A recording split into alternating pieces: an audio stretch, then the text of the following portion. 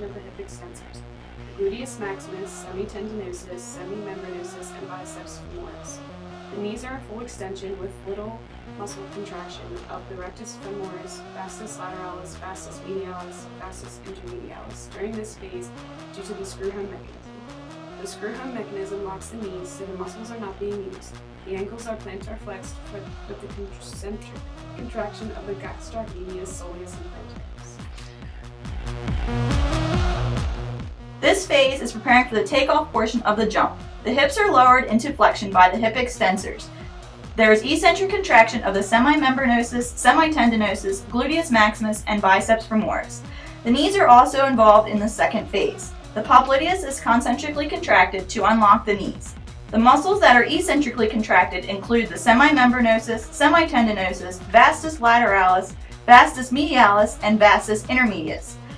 The eccentric contraction helps to counterbalance the gravity to avoid falling. In this phase, the ankles are in dorsiflexion. The posterior muscles include the gastrocnemius, soleus, the plantaris, which are all eccentrically contracted, while the anterior muscles assist with concentric contraction.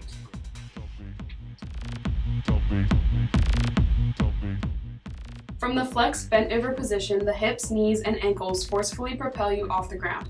To extend the hip, the biceps femoris, semimembranosus, semitendinosus, gluteus maximus all concentrically contract. Simultaneously, the knees extend by concentric contraction of the vastus lateralis, vastus medialis, the vastus intermedialis, and the rectus femoris. The ankles push into plantar flexion by concentric contraction of the gastrocnemius, soleus, and plantaris.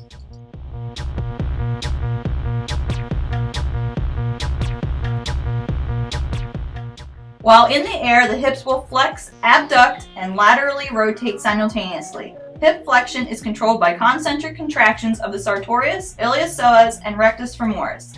Hip abduction is a product of contractions of the gluteus medius, gluteus minimus, sartorius, and tensor fasciae lata. The lateral rotation is caused by concentric contractions of the deep rotators and the gluteus maximus. Also during this phase, the knees remain extended and hold the position through isometric contractions.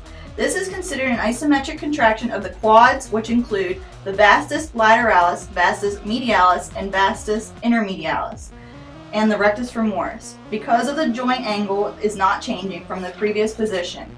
The ankles are in dorsiflexion during this phase of our jump. Concentric contractions occur in the tibialis anterior, extensors digitorum longus, and extensor hallucis longus.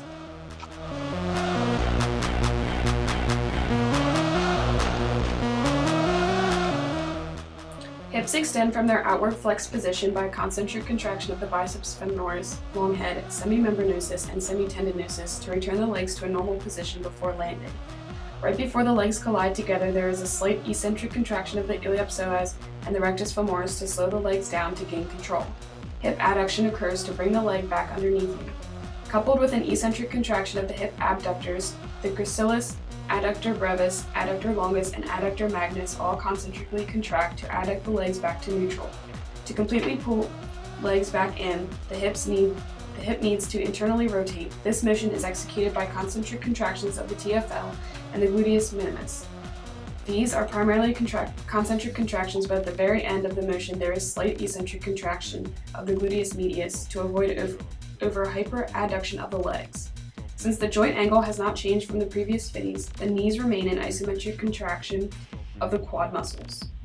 The ankles are in plantar flexion to prepare for a controlled landing. The gastrocnemius, tibialis posterior, flexor digitorum longus, and flexor hallucis longus are all concentrically contracted to force the toes downward.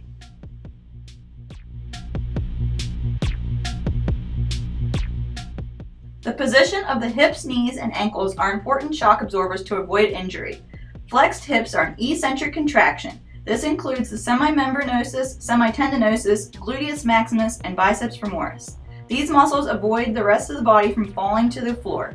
The knees are also flexed during this phase. The vastus lateralis, vastus medialis, and vastus intermedius, and the rectus femoris are eccentrically contracted. Once your feet hit the floor, the ankles go into dorsiflexion. The eccentric contractions of the gastrocnemius, soleus, and plantaris help support the body weight during this landing.